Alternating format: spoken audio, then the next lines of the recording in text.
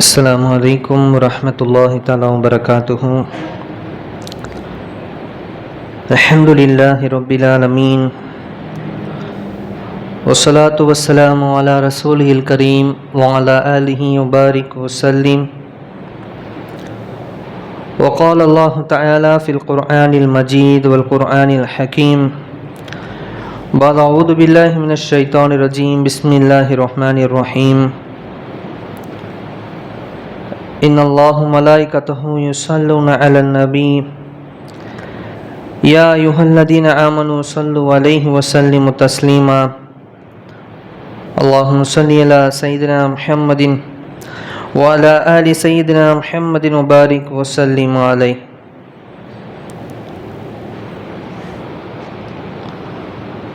புகழும் புகழ்ச்சியும் ஏகவல்லவனாகிய அல்லாஹ்விற்கு மட்டுமே உரித்தாகட்டுமாக. மேலும் சாந்தியும் சமாதானமும் நம்முடைய தூதர் முஹம்மது ஸல்லல்லாஹு அலைஹி வஸல்லம் அவர்களின் மீதும் அவருடைய குடும்பத்தாரின் மீதும் சத்திய சஹாபாக்களின் மீதும் இங்கு குழுமியிருக்கக்கூடிய நம் அனைவரின் மீதும் அல்லாஹுடைய சாந்தியும் சமாதானம் என்றென்றும் நின்று நிலவட்டுமாக. இஸ்லாத்தின் காணிக்கான சலாத்தை கூறி என் உரை ஆரம்பம் செய்கிறேன். அஸ்ஸலாமு அலைக்கும் வரஹ்மத்துல்லாஹி தஆலா வபரகாத்துஹு. கனிமிக்க அல்லாஹ்வின் நல்லடியார்களே, புனிதமிக்க மாதமான ரபியுல் அவ்வலுடைய ஆரம்ப 12 நாட்களுக்குள் இருக்கின்றோம். பெருமானார் ஸல்லல்லாஹு அலைஹி வஸல்லம் அவர்கள் இந்த பூ உலகிற்கு உதயமான மாதம் இது. இன்னும் சில நாட்களில் அவருடைய பிறப்புடைய நாளை நாம் அடைய இருக்கின்றோம். அருமையானவர்களே, இந்த நாட்களில் நாம் செய்ய வேண்டிய கடமை என்னவென்றால், பெருமானாரின் மீது அதிகமாக ஸலவாத்தை கூற வேண்டும். பெருமானாருடைய வாழ்க்கை வரலாறுகளை தேடி எடுத்து அதை படித்து அதை நம்முடைய வாழ்க்கையில் நம்முடைய அங்கமாக எங்கேனும் ஆக்குவதற்கு முயற்சி செய்ய வேண்டும். கண்ணியமானவர்களே, பெருமானார் ஸல்லல்லாஹு அலைஹி வஸல்லம் உடைய வாழ்வில் சில முக்கியமான சில தருணங்களும் படிப்பினைக்கான சில காலகட்டத்தை பற்றி மட்டும் சுருக்கமாக நம்முடைய படிப்பினைக்காக இன்று சில விடயங்களை மட்டும் பார்ப்போம். பெருமானாருடைய வாழ்க்கை வரலாறை முழுமையாக பேசுவதற்கு நாட்களும் நேரங்களும் பத்தாது. எத்தனையோ புத்தகங்கள் இன்றும் உலகம் முழுக்க அறிஞர்கள் எழுதி கொண்டே இருக்கிறார்கள். அதற்கு முடிவே இல்லை. பெருமானாருடைய காலம் தொட்டு இன்று வரை எத்தனையோ கிதாபுகள் புத்தகங்கள் பெருமானார் வாழ்க்கை வரலாறு என்பதாக வந்துவிட்டது. இருந்த போதிலும் நம்முடைய படிப்பினைக்காக நம்முடைய பார்வைக்கு இன்று சில விஷயங்கள் நமக்கு முன்பாக வைத்து அதிலிருந்து நாம் எங்களுடைய தூதர் பெறக்கூடிய படிப்பினைகள் என்ன என்ற சிறு விஷயங்களை மட்டும் பார்ப்போம். கண்ணியமிக்க அல்லாஹ்வின் நல்லடியார்களே, பெருமானார் ஸல்லல்லாஹு அலைஹி வஸல்லம் அவர்கள் சிறப்பு இன்னும் நமது கடமை என்ன? பெருமானார் ஸல்லல்லாஹு அலைஹி வஸல்லம் அவர்கள் சிறப்பே அல்லாஹுடைய இறுதி தூதர் என்பதுதான். அல்லாஹுடைய இறுதி தூதர் மட்டுமல்ல, பெருமானார் ஸல்லல்லாஹு அலைஹி வஸல்லம் அவர்கள் மனித வர்க்கம், ஜின் வர்க்கம் என இனி எல்லா வர்க்கத்திற்கும் அனுப்பப்பட்ட இறுதி ஒரே தூதுவர். ரசூலாகவும் இருந்தார்கள், நபியாகவும் இருந்தார்கள். இன்னும் நபி ஸல்லல்லாஹு அலைஹி வஸல்லம் அவர்கள் அல்லாஹ் கூறுகின்றான், இந்த உலகத்தில் எதையும் படைத்திருக்க மாட்டேன் பெருமானாரை படைக்கவில்லை என்றால் என்ற வார்த்தையினும் ஹதீஸ்களில் பார்க்க முடியும். அருமையானவர், அப்பேற்பட்ட பெருமானார் ஸல்லல்லாஹு அலைஹி வஸல்லம் அவர்கள். அப்போ இத்தனை சிறப்புமிக்க பெருமானார் ஸல்லல்லாஹு அலைஹி வஸல்லம் அவருடைய வழிமுறைகளை நாம் வாழ்வில் எடுத்து நடத்துகிறோம் என்று சொன்னால், பெருமானாருடைய அரும் பெருமைகளை எவ்வளவு உள்ளத்தில் வைத்திருக்கிறோம் என்பதை சற்று நாம் சிந்தித்து பார்க்க வேண்டும். அப்படி பெருமானார் மீது நாங்கள் அன்பு வைக்கிறோம் என்று சொன்னால், நாம் செய்ய வேண்டிய கட்டாயமான முக்கியமான விஷயம் ஒன்று என்னென்னால், நாம் அதிகமாக பெருமானார் மீது ஸலவாத்தை கூற வேண்டும். அருமையானவர்களே, அடுத்து பெருமானார் ஸல்லல்லாஹு அலைஹி வஸல்லம் அவர்கள் பிறப்பு மற்றும் வம்சம் பற்றி நாம் அறிந்திருக்க வேண்டும். பெருமானார் ஸல்லல்லாஹு அலைஹி வஸல்லம் அவர்கள் மக்காவிலே பிறக்கிறார்கள். அதிலும் குறைஷி வம்சத்தில் சேர்ந்த இன்னும் பனு ஹாஷிம் என்ற கிளையிலே, அந்த பனு ஹாஷிம் குடும்பத்தாரில் தந்தை அப்துல்லா, தாய் ஆமினா என்ற அரபு சமூகத்தில் பெருமானார் ஸல்லல்லாஹு அலைஹி வஸல்லம் அவர்கள் பிறக்கின்றார். தன்னுடைய பிறப்பை குறித்து பெருமானார் ஸல்லல்லாஹு அலைஹி வஸல்லம் அவர்கள் இப்படி கூறுகிறார்கள், அல்லாஹ் இப்ராஹிம் நபியை தேர்ந்தெடுத்தார். இப்ராஹிம் நபியிலிருந்து இஸ்மாயில் அலைஹிஸ்ஸலாத்து வஸ்ஸலாம் அவர்களை தேர்ந்தெடுத்தார் சிறந்தவர்களாக. இஸ்மாயில் அலைஹிஸ்ஸலாத்து வஸ்ஸலாம் அவருடைய பிள்ளைகளிலேயே குறைஷியை அல்லாஹ் தேர்ந்தெடுத்தான். அவருடைய வம்சத்தாரை அல்லாஹ் தேர்ந்தெடுத்தான். குறைஷில் ஹாஷிமை தேர்ந்தெடுத்தான். ஹாஷிமின் தந்தையை தேர்ந்தெடுத்து அதில் என்னை அல்லாஹ் தேர்ந்தெடுத்தான். அல்லாஹ் என்னை தேர்ந்தெடுத்து என்ன செய்திருக்கான், நபியாக ஆக்கியிருக்கான் என்பதாக பெருமானார் ஸல்லல்லாஹு அலைஹி வஸல்லம் அவர்கள் கூறிய ஹதீஸை நாம் பார்க்கிறோம். அருமையானவர்களே, அப்போ இந்த அரபுகள் என்று பார்த்தோம் என்று சொன்னால் பெருமானார் ஸல்லல்லாஹு அலைஹி வஸல்லம் இப்படி கூறினார்கள், தீன் வரும்பொழுது சஹாபாக்கள் மக்காவில் எல்லோருக்கும் சரி, மதினாவில் ஆரம்பத்தில் மக்காவாசியில் எதிர்த்தாலும் பிறகு பெரிய உதவி செய்கிறார்கள் தீனுக்காக. அப்போ இரு தரப்பிலும் அந்த அரபுகள் பெரிய தியாகம் செய்கிறார்கள். எனவே என்ன செய்யுங்க, உள்ளத்தளவில் நீங்கள் அரபுகளை நேசிங்கள் என்பதாக அருமை பெருமானார் ஸல்லல்லாஹு அலைஹி வஸல்லம் அவர்கள் கூறி காட்டினார். அருமையானவர். அடுத்தபடியாக பெருமானார் ஸல்லல்லாஹு அலைஹி வஸல்லம் உடைய சிறு வயது எப்படி இருந்தது? தாயார் ஆமினா அம்மையார் என்ன செய்கிறார்கள், 6 வயதில் பெருமானுடைய 6 வயதில் மரணமாகிறார்கள். அவருடைய தந்தை அப்துல்லா அவர்கள் பிறப்பதற்கு 6 மாதத்திற்கு முன்பாக, இன்னும் சொல்ல போனால் 6 மாதம் தன்னுடைய தாயின் வயிற்றில் இருக்கும் பொழுது தந்தை வஃபாத் ஆகிறார்கள். இந்த நேரத்தில் அப்துல் முத்தலிப் அவர்களை வளர்ப்பதற்காக தேர்ந்தெடுக்க அவங்களுடைய பாட்டனார். அடுத்து அபு தாலிப் அவங்களுடைய கரங்களுக்கு வராங்க, பெரிய தந்தை. அடுத்து சாதியா ஹலிமா சாதியா ரலியல்லாஹ் அவங்க என்ன செய்கிறாங்க, பால் ஊட்டுகிறார்கள். இப்படியாக அவனுடைய சிறு வயதுடைய வாழ்க்கை என்பது அல்லாஹ் சுப்ஹானஹு வ தஆலா ஒரு யத்தீமான நிலையில் தான் வைத்திருக்கின்றான். ஒரு யத்தீமான நிலையில் அல்லாஹ் சுப்ஹானஹு வ தஆலா வைத்திருக்கிறான் என்ற விடயத்தை இங்கே பார்க்க முடிகிறது. அதுதான் அல்லாஹ் குர்ஆனில் கேட்கிறான், நபியே உங்களை நான் ஏழையாக பெற்றுக்கொள்ளவில்லையா? உங்களுக்கு நான் செல்வத்தை கொடுத்தேன், உங்களுக்கு நான் உயர்வை கொடுக்கவில்லையா என்ற வார்த்தையை அல்லாஹ் கேட்டுவிட்டு அல்லாஹ் 2 உபதேசம் செய்கிறான். எனவே என்ன செய்யுங்க, நீங்கள் ஏழைகள் மீது பரிவு கொள்ளுங்கள், யாசகம் கேட்டு வந்தால் விரட்டாதீங்க என்பதாக 2 விடயங்களை அல்லாஹ் குர்ஆனிலே பதிவு செய்வான். எனவே அருமையானவர்களே, யத்தீம் என்பது தாய் தந்தை இல்லாமல் போவது இது என்ன இல்லை, ஒரு குறை அல்ல, மாறாக அல்லாஹ் ஒரு மீது நேசம் கொண்டு விட்டால் சோதிக்க ஆரம்பித்து விடுவார். உதாரணம் பெருமானார் ஸல்லல்லாஹு அலைஹி வஸல்லம் என்ற விடயத்தை இங்கே நாம் புரிந்து கொள்ள வேண்டும்.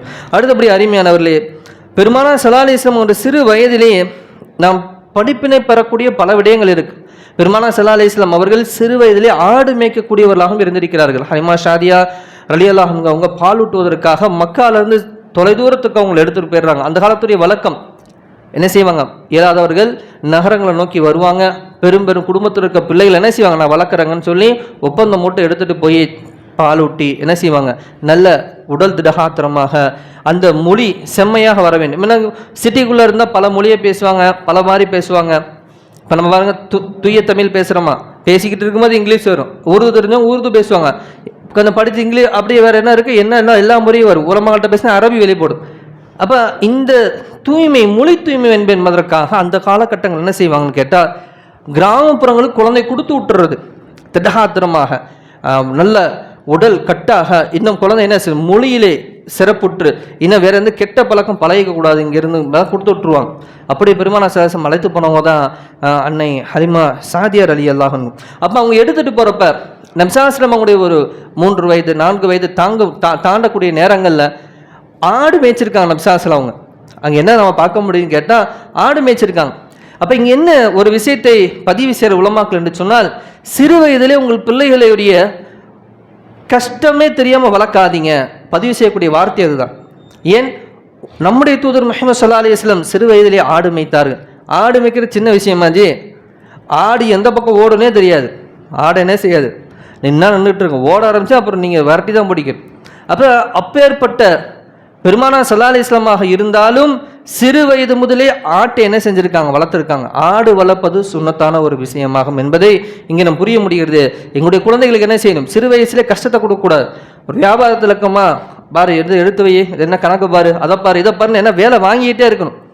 இதெல்லாம் செஞ்சாதான் இந்த பிள்ளைகளுக்கு மாத்திரம் இல்லை, உழைப்புக்கு தான் கூலி ஊதியம் என்ற அந்த தன்மை வரும். இல்லை கெட்ட சேர்க்கை நடந்துருச்சுன்னு சொன்னால் ஏமாற்று, மோசடி, சொகுசான பணத்தை ஏமாற்றி வாழலாம் என்ற அந்த மாகுல நவுதுவில் எல்லாம் பாதுகாப்பு கொடுத்துட்டான மிக தீனுக்கு பாதகமான மறுமையில் நமக்கு நஷ்டத்தை ஏற்படுத்த குழந்தைகளாக மாறிவிடும். என்ன அருமையானவர்களே, இந்த சிரிப்பிராயத்திலிருந்து நாம் பெறக்கூடிய ஒரு விஷயம் என்னவென்று சொன்னால், பெருமானார் ஸல்லல்லாஹு அலைஹி வஸல்லம் ஆடு மேய்த்தார்கள், இன்னும் யத்தீமாக இருந்தார்கள். யத்தீம் என்பது இழிவல்ல, மாறாக அல்லாஹ் நபிமார்கள் கூட அந்த சோதனை வைத்து விட்டார். சொல்லிட்டாலும் அதான் சொல்கிறான் பாருங்களேன், என்ன செய்கிறீங்க, எனவே ஏழையின் மீது பரிவு காட்டுங்கள் நபி என்பதாக அல்லாஹ் கூறுகிறான். இப்பேற்பட்ட தீனை மனிதனை மெருகூட்டக்கூடிய செருவூட்டக்கூடியது இஸ்லாம். உங்கள் நபி என்னது, யத்தீம். ஆனால் நபியை நீங்கள் என்ன செய்யுங்க, யத்தீம்களை பரிவோடு பாருங்கள். ஏன்னா இந்த ஒட்டுமொத்த உம்மத்துக்கும் விஷயம் இதுதான், யத்தீம்களை பரிவோடு பார்க்க வேண்டும். யத்தீமான எத்தனையோ குழந்தைகள் படிக்கக்கூடிய காப்பகங்கள் இருக்குது. நம்ம போய் என்ன செய்யலாம், நம்மளால் முடிஞ்சது மாதம் ஏதோ ஒரு சந்தா மாதிரி ஒரு 100 ரூபா ஒரு 500 ரூபா கூட நம்ம கட்டலாம் தாராளமாக. இது நம்மை அவர்கள் மீது காட்டக்கூடிய கருணையாகும். அருமையான வேலை. அடுத்தபடியாகும் பெருமானார் ஸல்லல்லாஹு அலைஹி வஸல்லம் உடைய இளமை பருவம். பெருமானார் ஸல்லல்லாஹு அலைஹி வஸல்லம் உடைய இளமை பருவம் நம்பகத்தன்மை மிக்கதாக இருந்தது. பெருமானார் ஸல்லல்லாஹு அலைஹி வஸல்லம் இளமை பருவம் நம்பகத்தன்மை அமானிதம் பெருமானார் ஸல்லல்லாஹு அலைஹி வஸல்லம் இருந்தது. யாராச்சும் அந்த காலகட்டங்களில் மக்காவில் தொலைதூர பயணம் செல்கிறாங்க அப்படின்னு சொன்னால், திரும்பி வருவோம் வராமல் கூட போயிடுவோம் அப்படின்னு தெரியுதுன்னு சொன்னால், பொருள்களை கொண்டு வந்து நபிசாசம் ஒப்படைப்பாங்களாம். யாரை சொல்ல பத்திரமா வைங்க, நான் வியாபாரத்துக்கு எங்கே போகிறேன், ஷாம் போகிறேன், யமன் போகிறேன், இத்தனை மாதங்கள் கூட எனக்கு ஆகலாம். ஏன்னா அந்த காலகட்டத்தில் ஒட்டகங்கள் தானே, மக்காவிலேருந்து ஒட்டகத்தை எடுத்துகிட்டு போயிட்டா எவ்வளோ நாள் ஆகும்னே தெரியாது.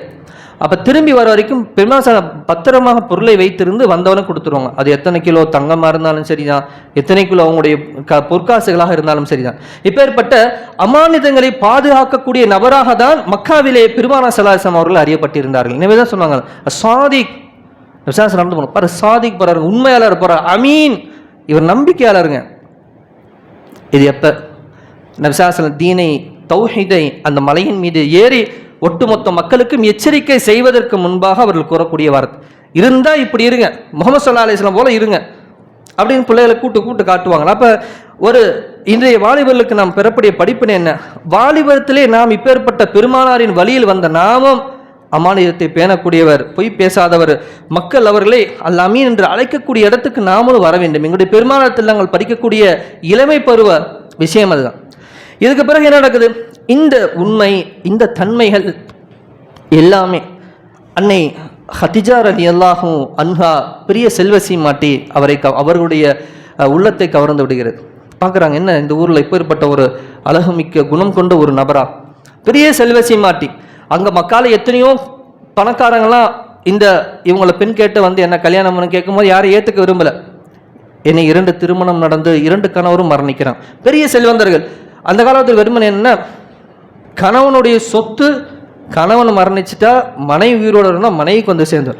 அப்படி 2 ஏற்கனவே அங்கே செல்வசி மாட்டி, அப்போ 2 பெரும் செல்வந்தர்கள் நிக்கா செஞ்சு உடனே மரணிக்கிறாங்க, இன்னும் சொத்துக்கள் சேர்ந்து குவியல். அப்போ இந்த நேரத்தில் எத்தனையோ பெரும் பணக்காரங்கள்லாம் தூது விடுறாங்க அன்னை ஹதிஜா ரலியல்லாஹு அன்ஹா அவங்கள்ட்ட, நாங்கள் அவங்கள திருமணம் செஞ்சுக்க விரும்புகிறோம். யாருக்குமே கொடுக்கல, நம்சாஸ் தவிர வேறு யாருக்குமே அந்த வாய்ப்பு அவங்க தரல. அப்போ ஒரு முறை நம்சாசன் குணத்தெல்லாம் தெரிஞ்சுக்கிட்டு, இவங்களை நம்ம வாழ்க்கையில் வந்தால் நல்லா இருக்குமே, ஒரு முறை வியாபாரம் செய்து பார்ப்போம். அந்த காலகட்டங்களில் ஒரு பழக்கம், திறமை மிக்கவர்கள் வியாபாரத்திலும் திறமை இருக்கணும், அங்கேருந்து இவங்களுடைய பொருளை எடுத்துக்கிட்டு ஷாம் தேசம் வரைக்கும் போகணும். இங்கே ஷாம் எங்கே இருக்குது, நீங்கள் பார்க்கக்கூடிய ஜெருசலம், அந்த இடத்துக்கு போய் பொருளை விற்று 1க்கு டபுள் மடங்கு 3 மடங்கு லாபமாக அந்த பொருளை எல்லாம் பத்திரமாக கொண்டு வரணும். அதில் 100 ஒட்டகம் இருக்கலாம், 200 ஒட்டகம் இருக்கலாம், அதில் எத்தனை தங்கம் இருக்கும் வெள்ளி இருக்கும் இதெல்லாம் தெரியாது. பாதுகாப்போடு போகணும், வியாபாரத்தை சக்ஸஸாக முடிக்கணும். அவ்வளோ பொருள் லாபத்தோடு கொண்டு வந்து கொடுத்துட்டா பேசின மாதிரி உங்களுக்கு ஏதோ ஒரு லாபகரமான தொகை கிடைக்கும். அப்போ எத்தனை சண்டை யாருனாச்சும் வந்தாலும் சண்டை பிடிச்சாலும் ஜெயிக்க தெரியணும், வியாபாரத்திலையும் கில்லாடித்தானே இருக்கும். நம்பினாங்க நம்ம சாஸ்திரம் அவங்கள ஹதிஜா ரலியல்லாஹு அன்ஹா இவங்கள நம்ம நம்முடைய வியாபாரிகளுக்கு பெரிய ஒரு பொறுப்பில் போட்டு அனுப்பலாம். அப்படி போட்டு அனுப்பும்போது பார்த்தா மிகப்பெரிய லாபத்தோடு பெருமானார் ஸல்லல்லாஹு அலைஹி வஸல்லம் மிக நீதமாக நடந்த எல்லா விஷயத்தையும் பார்க்கிறார்கள். கூட சில அடிமைகளை அனுப்பி விடுறாங்க, இவங்களோட அடிமைகள் பாருங்க எங்களுடைய குணங்கள் எல்லாம் எப்படி இருக்கு என்பதால் மிக நீதமானதாக. என்ன சொல்லப்போனால் அல்லாஹ்வே அருள் செய்தான். அதில் ஒரு அடிமை சொல்கிறாங்க, நாங்கள் இப்படி பார்த்தோம் இந்த நபரை, ஹஜரத் சொல்கிறாங்க அவங்க அடிமை, இவருக்கு வேலே படல, எங்கே போனாலும் இந்த நபருடைய தலையின் மீது புறாக்கள் நிழலிட்டு வருவதையும் மேகங்கள் நிழலிட்டு வருவதையும் நாங்கள் பார்த்தோம் என்பதா. இப்போ முடிவு செய்கிறாங்க, ஏதோ ஒரு அல்லாஹ்வுடைய பெருள் அருள் இவங்கள்ட்ட இருக்குது, லாபகரமான வியாபாரம், பொய் இல்லை, புரட்டல் இல்லை, தன்னுடைய அன்பை வெளிப்படுத்துகிறாங்க. தன்னுடைய அடிமை மூலியமாக அவங்களை திருமணம் செய்ய விரும்புகிறேன். அவங்க உடனே சரின்னுலாம் சொல்லலை. தன்னுடைய பொறுப்பில் இருக்கக்கூடிய பெரிய தந்தைகிட்ட போய் பேசுகிறாங்க. பெரிய தந்தை, இந்த மாதிரி அவங்க என்ன திருமணம் செய்ய விரும்புகிறாங்க. சொன்னாங்க, இந்த ஊர்லேயே அவங்க என்னது பெரிய செல்வ சீமாட்டி, எத்தனையோ நபர்கள் கேட்டும் ஒத்துக்கலை, நல்ல குணம் கொண்ட பெண் தான், திருமணம் செஞ்சுக்கிங்களே முகமது என்பதாக சொன்னாங்க. அருமையானவர்களே, இங்கே படிப்பு என்னவென்று சொன்னால், இளமை காலத்திலே அல்-அமீன் அஸ்-சாதிக் என்ற பெயரை எங்களுடைய பெருமானுடைய வழிமுறையில் நாமளும் அந்த பேரை வாங்கணும். ஒரு திருமணம் என்று சொன்னால் அழகிய தூதுதான் முதலில் முக்கியம். அதை பெரியவரிடத்தில் கொண்டு வந்து ஆலோசிப்பதுதான் அழகு என்பதை எங்களுடைய தூதர் முஹம்மது ஸல்லல்லாஹு அலைஹி வஸல்லம் அவர்கள் காட்டி சென்றார்கள். பிறகு திருமணம் நடக்கின்றது. பிறகு பெருமானாருக்கு வஹி இறங்க ஆரம்பிக்குது. அந்த சத்தியங்களை பார்க்கிறார்கள். அருமை அன்னை ஹதிஜா ரலியல்லாஹு அன்ஹா தங்களுடைய சொத்து முழுக்க பெருமானாரின் தீனின் வழியை செலவு செய்தார்கள். எத்தனை அழகிய, எத்தனை பாக்கியம் பெற்ற நபர்! இன்னும் சொல்ல போனால் இஸ்லாத்தை ஏற்ற முதல் பெண்மணி அன்னை ஹதிஜா ரலியல்லாஹு அன்ஹா அவர்கள். அருமையானவர்களே, இந்த காலகட்டத்தில் பார்க்குறோம், எல்லாம் என்னது சோசியல் மீடியாவாகிடுச்சு, எல்லாம் ஃபோன்லேயே தான் வந்துருச்சு. அதில் தான் நல்லது இருக்குது, பலாய் இருக்குது, நல்லது இருக்குது. ஆனால் நம்மள்ட்ட எத்தனை சைத்தான் இருக்கான்? எத்தனை சைத்தான் இருக்கான்? ஒவ்வொரு ஆள்கிட்டையும் 2 சைத்தான், 3 சைத்தான், ஓதக்கூடிய பிள்ளைகளுக்கு 9 சைத்தான், ஆலிம்கிட்ட 10 சைத்தான் இருப்பானா. இந்த ஆளை முடிச்சு விட்டோம்னா, இன்னும் ஊருக்கு போய் உபதேசம் பண்ணுறியா, சாக்கடையில் போய் உழுவு, நீ நல்லவனா, நீ என்ன தாவா பண்ணுறியா, உன்னை என்ன பண்ணுறேன் பாரு. இப்படி இந்த வழியில் வந்தது தான் இந்த சோசியல் மீடியா. இதில் பார்க்குறோம் இன்றைக்கி. அதில் எத்தனை விதமான காட்சிகள், அதில் இந்த இளைஞர்கள் பண்ணக்கூடிய கூத்துக்கள்லாம் பார்க்குறோம். கேவலமாக வாழ்க்கை அழிஞ்சு போயிடும். ஆபாசத்தில் போய் எவனாச்சும் திருமணத்தை நின்றான்னு சொன்னால் அழிஞ்சு போயிடும். நன்னடத்தை உள்ள பெண்ணை ஒரு இளைஞன் தேர்ந்தெடுக்கலன்னு சொன்னால் உலகத்தே நரகத்தை காமிச்சிருவான். அருமையானவர்களே, இத்தனையோ வாலிபர்கள் உட்காந்துருக்கு, காலேஜ் பிள்ளைங்க உட்காந்துருக்கீங்க, மனசில் நன்றாக பதிவீங்கள். தீன் மட்டும் ஒரு பிள்ளைகிட்ட இல்லை, ஏதோ ஒரு காதலுங்க, அதுவும் சொல்லுவாங்க இந்த உலகத்தில் என்ன இல்லாததா எல்லாம் ஏற்றுவாங்க. அந்த நேரம் அப்படியெல்லாம் ஒரு வர்ணிப்பு காட்டப்படும். விழுந்துட்டா முடிஞ்சு, அதோட முடிஞ்சு அவன். எனவே அருமையானவர்கள், இங்கே நாம் பெருமானுடைய வாழ்வில் நாம் கற்றுக்கொள்ளக்கூடிய விஷயம், அல்-அமீன் அஸ்-சாதிக்காக நம்முடைய வாலிபத்தில் இருக்க வேண்டும். நமக்கு ஏதேனும் திருமணத்துடைய தேவை இருக்கிறதா, பெற்றோரிடத்தில் பேச வேண்டும்.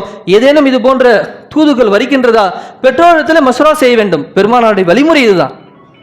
அருமையானவர்களே, அடுத்தபடியாக பெருமானார் ஸல்லல்லாஹு அலைஹி வஸல்லம் உங்களுக்கு முதலாக ஹிரா குகையிலே வஹி இறக்கப்படுகிறது. ஹிரா குகையில் வரி இறங்கும் போது பெருமானார் ஸல்லல்லாஹு அலைஹி வஸல்லம் உங்களிடத்தில் ஜிப்ரீல் அலைஹிஸ்ஸலாத்து வஸ்ஸலாம் அலைஹிஸ்ஸலாம் வராங்க, வருகிறார்கள். இக்ரா பிஸ்மி ரப்பிக்கல் லதி என்ற அந்த ஆயத்து அப்போ தான் இறங்குது. நபிஸா சொல்கிறாங்க, எனக்கு ஓத தெரியாது. ஓதுங்க, மறுபடியும் ஓதுங்க, கட்டி அணைச்சி மறுபடியும் ஓதுங்க. அப்போ தான் ஓத ஆரம்பிக்கிறாங்க. என்னது இக்ரா, நபியை நீங்கள் ஓதுங்க, பிஸ்மி ரப்பிக்க. அருமையானவர்களே, இந்த 3 வார்த்தை தானே இருக்கு. இதுக்கு தஃப்சீர் பக்கம் பக்கமாக எழுதுகிறார்கள். சுருக்கத்தை மட்டும் கூறுகிறேன். இக்ரா படி என்று இஸ்லாம் சொல்லுகிறது. என்ன சொல்லுது? கல்வியை கற்றுக்கோள். மூட நம்பிக்கைலாம் சரிச்சு, பூனை ஓடிடுச்சு, சகுனம் சரியில்லை, வேற என்னது என்னென்னலாம் இன்னைக்கு நம்மளை சுற்றி நடக்குதுல்ல பாத்தில். அவங்கள்ட்ட இல்மு இன்னும் போய் சேரலன்னு நம்ம போய் சொல்லலை அப்படின்னு ஒரு குற்றவாளியை நம்மளை பார்க்கணும். அப்போ இது போல மூட நம்பிக்கை விட்டு இஸ்லாம் படி, தெளிவு பெறு. எதோடு? இக்ரா பிஸ்மி ரப்பிக்க, உன் ரப்பினுடைய கல்வியையும் சேர்த்து படித்து நீ என்ன படித்த நபராக மாறு. இந்த 3 வார்த்தைக்கு மட்டும் இவ்வளவு பெரிய விளக்கம் எழுதுகிறார்கள். முதலாக இறங்கிய பெருமானாரின் வஹி இக்ரா, நபியை நீங்க படிங்க. பிஸ்மி ரப்பிக்கல் லதி ஹலக், உங்களுடைய ரப்பு தான் உங்களை படைத்தான். ஹலக்கல் இன்சான மின் அலக், அல்லாஹ் ரத்த கட்டிலிருந்து படைத்தான். இக்ரா வ ரப்புக்கல் அக்ரமுல் லதி அல்லம பில் கலம், அல்லாஹ் தான் இந்த மனிதனை சங்கை படித்தான். எதை கொண்டு? பேனாவை கொண்டு உங்களுக்கு கற்றுக் கொடுத்ததின் மூலியமாக. இந்த உலகத்தில் ஏதாவது ஒரு கிதாபில் இந்த வார்த்தையை நீங்கள் படிக்க முடியும்? அருமையானவர்கள், எத்தனையோ வேதங்கள், எத்தனையோ மதங்கள் குப்பையை போன்று கிடைக்கின்றது. தூய்மையான இஸ்லாம் மார்க்கம் சொல்லக்கூடிய இந்த ஒரு வார்த்தை எதனாச்சும் நீங்கள் எடுத்து காட்ட முடியுமா? யாருனாச்சும் எடுத்து காட்ட முடியுமா? படி. இஸ்லாம் சொல்லக்கூடிய முதல் வார்த்தை. அருமையானவர்களே, இங்கே நாம் புரிந்து கொள்ள வேண்டியது, பெருமானாருக்கு, எங்களுடைய பெருமானாருக்கு நாங்கள் மறுமையில் யாருடன் நிற்க வேண்டும் என்று ஆசைப்படுகிறோமோ, சொர்க்கத்தின் திறவுகளான சாவி லா இலாஹ இல்லல்லாஹ் கொடுத்த எங்களுடைய பெருமானாருடன் இருக்க ஆசைப்படுகிறோமோ, படிக்க வேண்டும் இக்ரா பிஸ்மி ரப்பிக்க, மார்க்க கல்வியும் சேர்த்து அல்லது மார்க்கத்தையும் சேர்த்து என்பதை இங்கே நாம் மனதிலே பதிய வைக்க வேண்டும். அருமையானவர்கள், இதற்கடுத்தாக இன்னும் சென்று கொண்டே இருக்கிறது. பெருமானுடைய வாழ்க்கை வரலாற்று அம்சம் முடிக்க முடியாது. அதுக்குள்ளேயுமே நேரம் முடிஞ்சிருச்சு பாருங்க. அப்போ ஹதிஜா ரலியல்லாஹு அவங்க பயம் நம்சாசலம் இந்த ஒரு விஷயத்த மட்டும் சொல்லி முடிச்சுக்கிறேன். அப்போ நம்சாசலம் அவங்க அந்த ஜிப்ரீல் பார்த்த அந்த பயம், ஏன்னா குகையில் தனிமையாக இருக்காங்க. அப்போ இங்கே என்ன விளங்குதுன்னு கேட்டால், ஒரு மனிதன் தனிமையை விரும்ப வேண்டும், ஆன்மீகத்தை விரும்ப வேண்டும், படைத்த ரப்பை விரும்ப வேண்டும், இந்த பிரபஞ்சத்தை தனியாக கண்ணை மூடி முராக்காபா செய்ய வேண்டும். இதெல்லாம் கற்றுக் கொடுக்கப்படுகிறது, இதெல்லாம் கற்றுக் கொடுக்கப்படுகிறது. பெருமானா ஸல்லல்லாஹு அப்படி தானே அந்த ஹிரா கோஹில இருந்தாங்க, ஜபலே நூரில் இருந்தாங்க. அருமையானவர்களே, அப்போ நம்சாசலம் அவங்க என்ன செஞ்சாங்க, அங்கே ஓடி வந்துடுறாங்க வீட்டுக்கு. வந்து நம்சாசலம் சொல்கிறாங்க ஹதிஜா ரலியல்லாஹு அன்ஹா அவங்கள்ட்ட, ஜம்மிலோனி என்னை போத்துங்க, என்னை ஏதோ ஒன்று பிடிக்க வருது, என்னை ஏதோ போட்டு அமுக்க வருது. அப்போ ஹதிஜா ரலியல்லாஹு சொன்ன வார்த்தை தான் ரொம்ப அபூர்வமானது, ஆச்சரியமானது. கணவன் மனைவிக்கான இலக்கணத்தை எழுதக்கூடிய பக்கங்களாக எத்தனை பக்கம் இனிமேல் எழுதலாம். வந்தாங்க, போத்திட்டு சொன்னாங்க, யார சொல்ல உங்களுக்கு எதுவுமே ஆகாது, நபியே உங்களுக்கு எதுவுமே ஆகாது. அப்படியே நெஞ்சில் கை வச்சு தடவுறாங்க, உங்களுக்கு ஒன்றுமே ஆகாது சொல்லிட்டு சொன்னாங்க. காரணம் என்ன தெரியுமா, நீங்கள் ஏழைகளை ஆதரிக்கிறீர்கள், பிறருடைய சுமையை உங்களுடைய சுமையாக ஏற்றுக்கொள்கிறீர்கள், உறவுகளை சேர்த்து வாழ்கிறீர்கள். அல்லாஹ் உங்களை ஒருபோதும் கேவலப்படுத்த மாட்டான். யாரு வீட்டு மனைவியாச்சு இப்படி ஒரு புருஷனுக்கு என்னது ஒரு கொண்டாட்டி ஒரு சான்று கொடுத்துட்டா இதை விட ஒரு சான்று ஊரில் தேவைப்படுமா? ஊரில் நல்லவங்கள காமிச்சிக்கலாம். அது என்னது, ஒரு டீ வாங்கி கொடுத்தா கூட வேலை செய்யும். என்ன செய்யும், நீங்கள் டெய்லி ஒரு யாருக்கோ ஒருத்தவங்களுக்கு ஏதாவது ஒரு உதவி செஞ்சுட்டே இருங்க, புகழ்வாங்க. உங்களுக்கு தப்பு இருந்தால் கூட சரி விடுங்க, சரி பண்ணிக்கலாம். ஆனால் ஒரு மனைவி சர்டிஃபிகேட் கொடுக்குறாங்க, என் வீட்டுக்காரர் நல்லவருங்க, இது நடக்குமா? ஏன்னா 24 மணி நேரம் உங்களை பார்க்குறாங்க, மானிட்டர் பண்ணுறாங்க, உங்கள் குணம் என்ன, இவர் யார், இவர் எப்படிப்பட்டவர், அவங்களுக்கு கிளியராக தெரியும். அதான் சொல்கிறாங்க பெருமானா ஸல்லல்லாஹு அலைஹி வஸல்லம் அவங்கள்ட்ட, உங்களுடைய குணம் சிறந்தது, நீங்கள் ஏழைகளை அரவணைத்தீர்கள், உறவுகளை பேணி வாழ்ந்தீங்க, அல்லாஹ் அவங்களை கஷ்டப்படுத்த மாட்டான் நபியே. அருமையானவர்களே, இப்படியாக பெருமானா ஸல்லல்லாஹு அலைஹி வஸல்லம் அவங்களுடைய பல தலைப்புகள், பல சப்ஜெக்ட் இருக்குது. நான் சுருக்கமாக உங்களுக்கு சில தலைப்புகளை மட்டும் சொல்லிடுறேன், உங்களுடைய நினைவுகளுக்காக. பெருமானுடைய முழு வாழ்க்கை நம்ம பேச முடியாட்டினாலும் ஒரு மைல் கல் மாதிரி, நீங்கள் சரி நேரம் கிடைக்கும் போதெல்லாம் நெட்டில் சர்ச் பண்ணிங்கன்னா உங்களுக்கு எல்லாம் அந்த விடயத்தை உங்கள்கிட்ட கொடுத்துருவான். பாருங்கள், பெருமானா ஸல்லல்லாஹு அலைஹி வஸல்லம் உங்களுக்கு அப்புறம் வஹி இறங்குது, அவங்கள வராக்காங்கிற நபர்கிட்ட கூப்பிட்டு போகிறாங்க. வேதம் படித்த நபர் சொல்கிறாங்க, நீங்கள் பிற்காலத்தில் நபியாக மாற்றப்படுவீங்க.